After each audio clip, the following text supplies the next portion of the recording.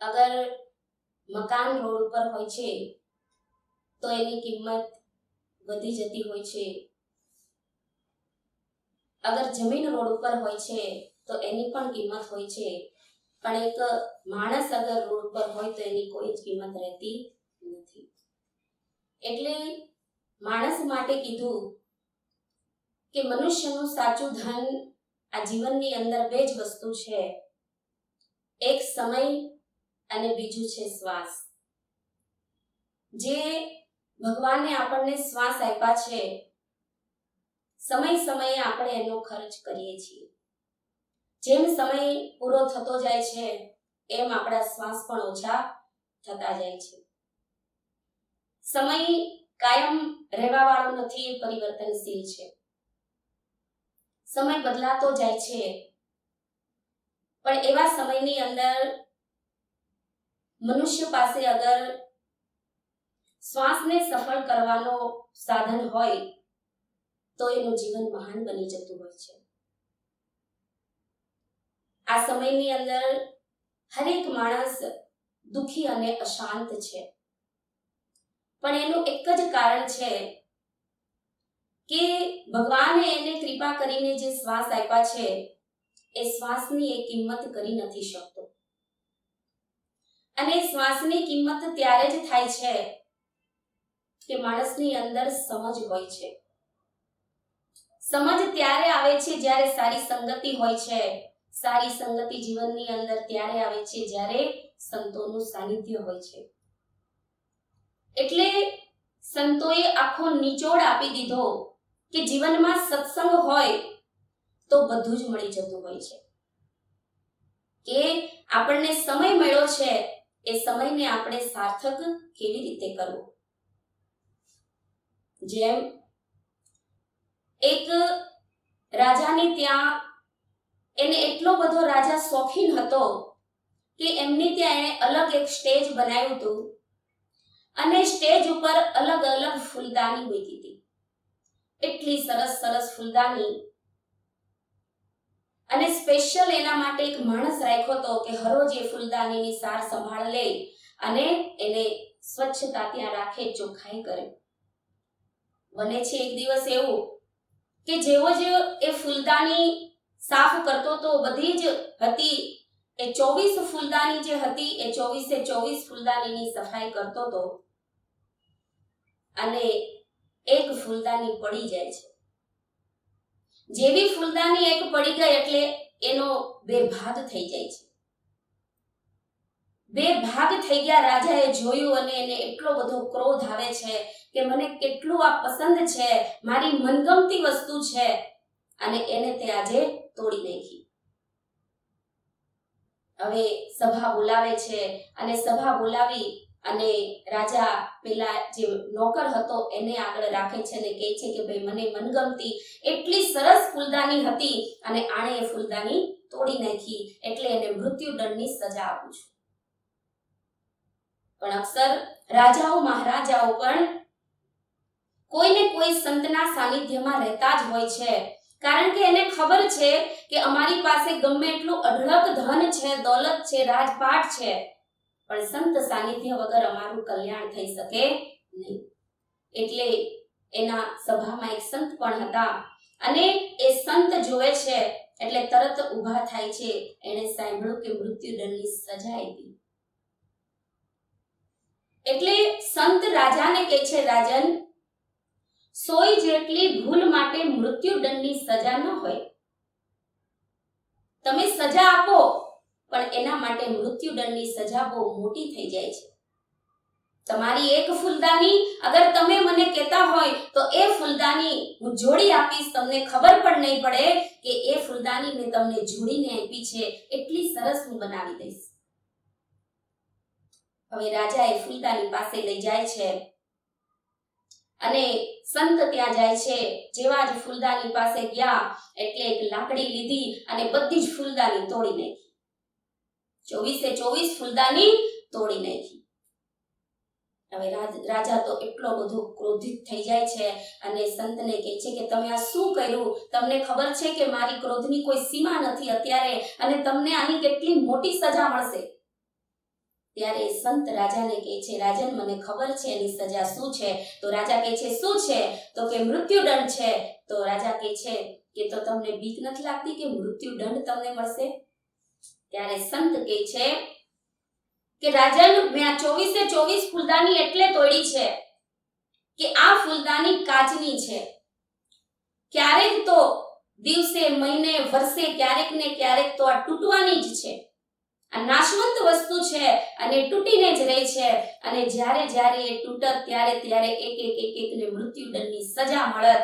એટલે એ બધાને બચાવી અને મેં જ એકે મૃત્યુદંડની સજા લઈ લીધી, જેથી હું 24 જણાને બચાવી શકું. હવે સજ્જનો, આ એક રાજા અને સંત વચ્ચેની કહાનીનો આપણને એ શિક્ષા મળે છે કે કુદરતે, ભગવાને આપણને પણ 24 કલાક આપી છે. આપણે એ 24 કલાકને કેવી રીતે વેડફી રહ્યા છીએ? મનગમતી વસ્તુમાં એટલા મોહી જઈએ છીએ કે એના વગર આપણને બીજું કંઈ દેખાતું જ નથી. અને એમાં એટલા મોહિત થઈ જઈએ છીએ કે આપણો સમય કેટલો વ્યતીત થાય છે એ આપણાથી ભૂલાઈ જાય છે. પણ જ્યારે કોઈ સંત મળે છે ને, ત્યારે આપણને એ માર્ગ બતાવે છે કે આ સમયની અંદર જે મિનિટ છે, કલાક તમારી છે, જે 24 કલાક એક દિવસની છે, કેટલી મહત્વની છે. કારણ કે સમય એક જેવો નથી રહેતો. આજે આપણને કલાકો મળી છે, કાલે એ પરિવર્તન થઈને મળશે. આજે આપણે કરી શકીએ છીએ, આજે આપણા હાથ ચાલે છે, પગ ચાલે છે, આપણે આંખોથી સારી રીતે જોઈ શકીએ છીએ, કાલે એવું નહીં પણ બને. જેમ માથાના વાળ પહેલા કાળા હોય છે, પછી સફેદ થઈ જાય છે, તો કોઈ સફેદ કરવા આપણા માથામાં આવતું નથી. આ પગેથી સારી રીતે ચલાતું હતું, હવે નથી ચલાતું. સમય પરિવર્તનશીલ છે અને એમાં આપણું જીવનનું પણ પરિવર્તન થયા કરે છે. પણ જ્યાં સુધી આપણી પાસે સમય છે તો આપણે એને સાર્થક કેવી રીતે કરી લઈએ? રાજાઓ મહારાજાઓનો સમય પણ બદલાણો.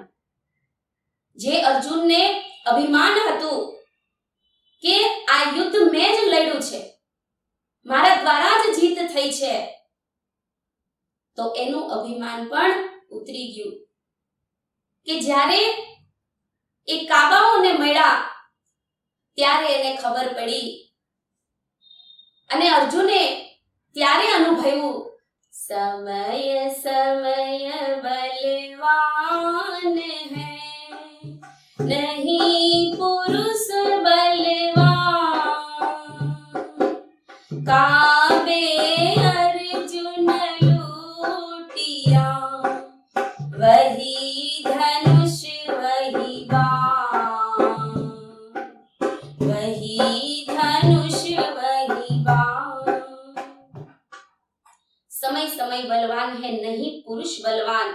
काबे अर्जुन लुटिया वही धनुष वही बाण. કે અર્જુન પાસે એ જ ધનુષ ને એ જ બાણ હતું. એને એમ થતું હતું કે મેં આખું યુદ્ધ જીતી લીધું, મારા દ્વારા વિજય થયો.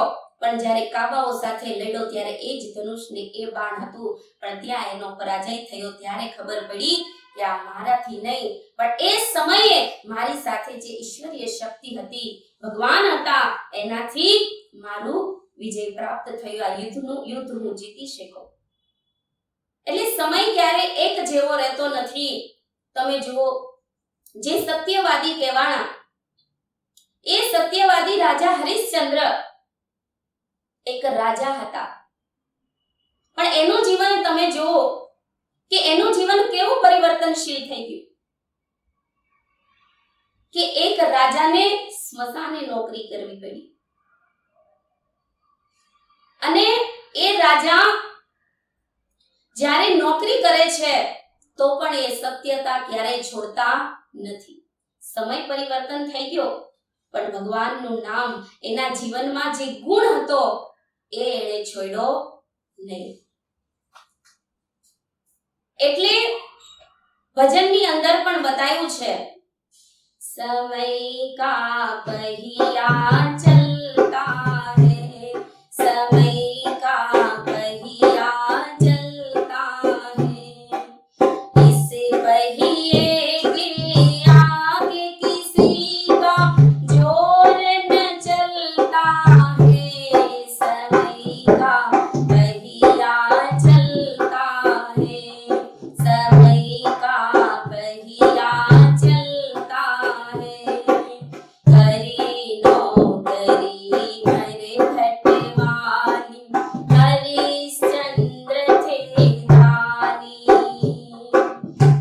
अपने पुत्र की लाश को लेकर आई उसकी रानी।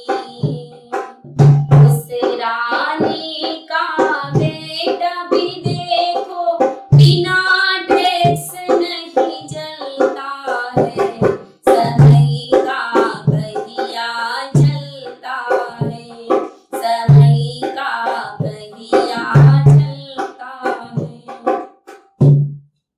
સમયનું આખું પરિવર્તન થઈ ગયું છતાં પણ રાજા હરિશ્ચંદ્ર જ્યારે એની રાણી એના પુત્રને લઈ અને અગ્નિ સંસ્કાર આપવા માટે લાવે છે, પણ ત્યાં પણ એ ટેક્સ માંગે છે, કારણ કે એ સત્યવાદી કહેવાના રાજા હરિશ્ચંદ્ર, અને એ સત્ય એણે જાળવી રાખ્યું. સમય ગમે એવો આવ્યો પણ એ સત્ય જાળવી રાખ્યું કે ભગવાનની પરીક્ષામાં એ પાસ થઈ ગયા.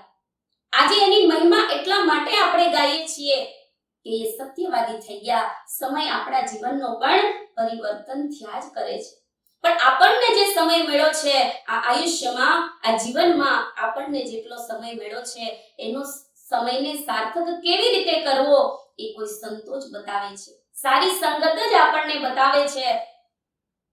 કારણ કે આ સમયની અંદર તમે જુઓ 24 કલાક છે અને 24 કલાકની અંદર આપણને 86,400 સેકન્ડ મળે છે, પણ એમાંથી આપણે કેટલી સેકન્ડ સારા માટે ઉપયોગ કરી અને કેટલી સેકન્ડ આપણે જે ખરાબ થઈ ગયું એની પાછળ વેડફી.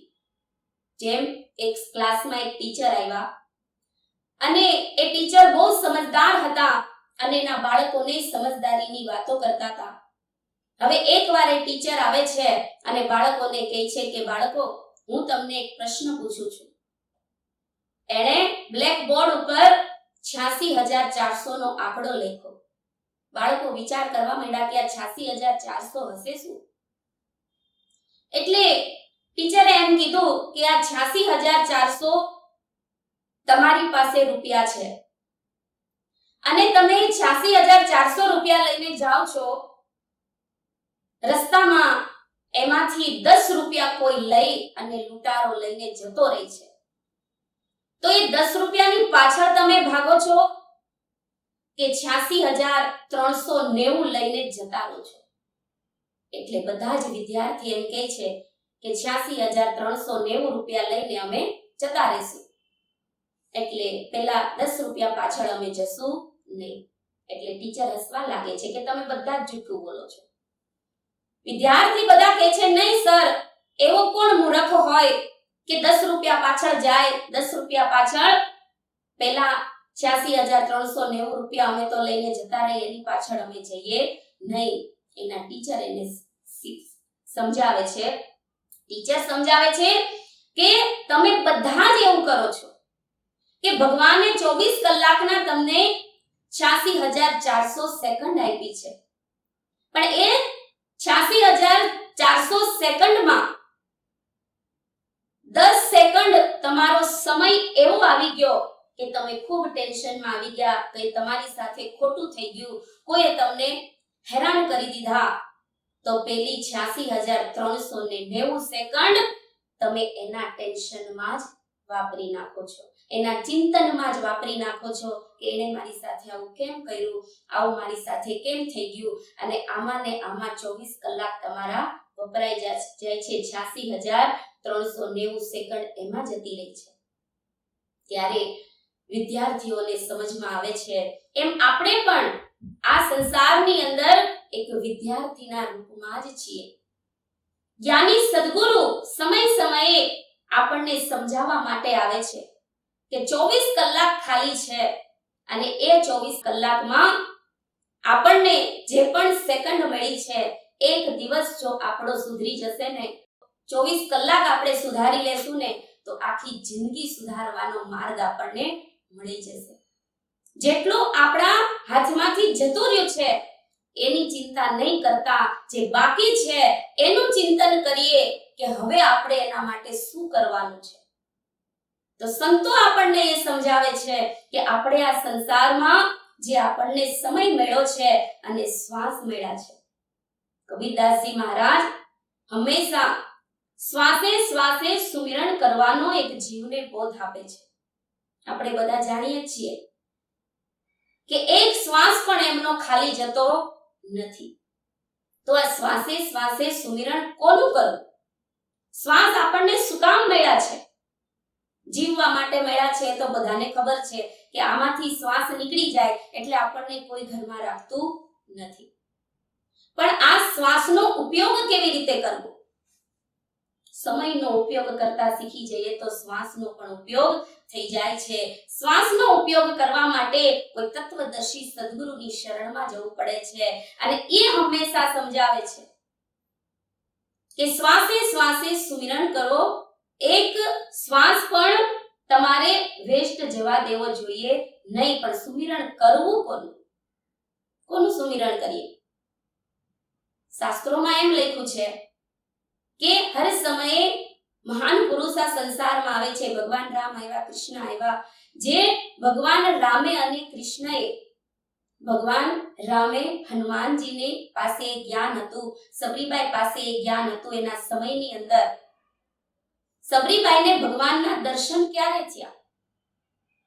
કે જ્યારે સબરીબાઈ મતંગ ઋષિ જેવા એના જ્ઞાની સદગુરુ હતા અને એણે સબરીબાઈને જ્ઞાન આપ્યું હતું. શ્વાસે શ્વાસે સુમિરન ઈશ્વરનું કેવી રીતે કરવું એ એને શીખવાડ્યું હતું. અને સબરીબાઈએ જ્યારે શ્વાસે શ્વાસે સુમિરન કર્યું, ભગવાનના નામનો બોધ એણે જાણ્યો તો ભગવાનના નામનું સુમિરન કર્યું. હવે શ્વાસથી મોઢેથી બોલવાનું નહીં, શ્વાસથી ભગવાનનું નામ લેવાનું. તો કેવી રીતે લેવાનું? હવે તમને એમ થાય મનમાં બોલવાનું, બોલવાનો શબ્દ તો આવતો જ નથી. અહીંયા શ્વાસથી સુમિરણનો શબ્દ છે અને સુમિરન કેવી રીતે કરવું એ સબરીબાઈને મતંગ ઋષિએ બતાવ્યું હતું. અને એ સુમિરન કર્યું ત્યારે જ એને ભગવાન રામના દર્શન થયા. ભગવાન રામ એને દર્શન આપવા માટે ત્યારે જ આવ્યા. સબરીબાઈ પાસે કોઈ એવી તાકાત નહોતી કે ભગવાનને બોલાવી શકે. પણ ક્યાંથી તાકાત મળી? એના સદગુરુના આશીર્વાદથી, એના સદગુરુની કૃપાથી, એના સદગુરુએ એને જ્ઞાન આપ્યું. એના માધ્યમથી સબરીબાઈ ભગવાનને એની સુધી બોલાવી શકી. તો એણે એ ભજન કર્યું, શ્વાસે શ્વાસે સુમિરન કર્યું. એના માટે એમને ભગવાન મળી ગયા. 100 યોજન સાગરને પાર કરવા માટે ભગવાને કીધું. સીતાજીની ખોજ કરવા માટે ગયા હનુમાનજી. 100 યોજન સાગર પાર કેવી રીતે કર્યો? તો એના માટે કીધું છે 100 યોજન સાગર કો पल भर में पार किया,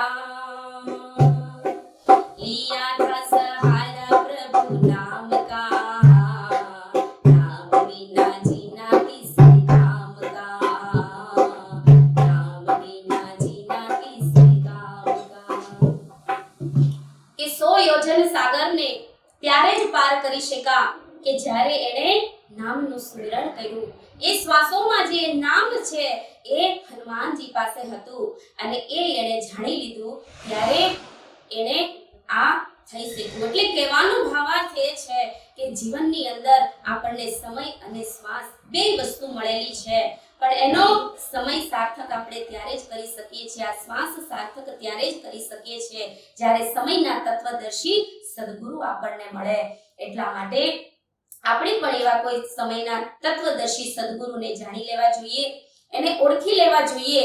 અને જેમ સબરીબાઈએ મતંગ ઋષિ પાસેથી જ્ઞાન જાણ્યું, સ્વામી વિવેકાનંદજીએ રામકૃષ્ણ પરમહંસજી પાસેથી જ્ઞાન જાણ્યું, મીરાબાઈને રૈદાસ મહારાજે જ્યારે જ્ઞાન આપ્યું ત્યારે આ લોકો, આ હસ્તી પણ એ નામનું સુમિરણ શ્વાસે શ્વાસે કરી અને એનું જીવન મહાન બનાવી દીધું. તો આ જીવનની અંદર બે વસ્તુ આપણી મહાન બતાવી છે, શ્વાસ અને સમય. એ બંને સાર્થક થઈ જાય તો આપણું જીવન મહાન બની જાય છે. તો આવો અમારા ગુરુ મહારાજજી એ જ જ્ઞાન આપે છે અને એક મનુષ્ય એનું જીવન મહાન બનાવી શકે છે. પ્રેમથી બોલીએ શ્રી સદગુરુદેવ મહારાજ કી.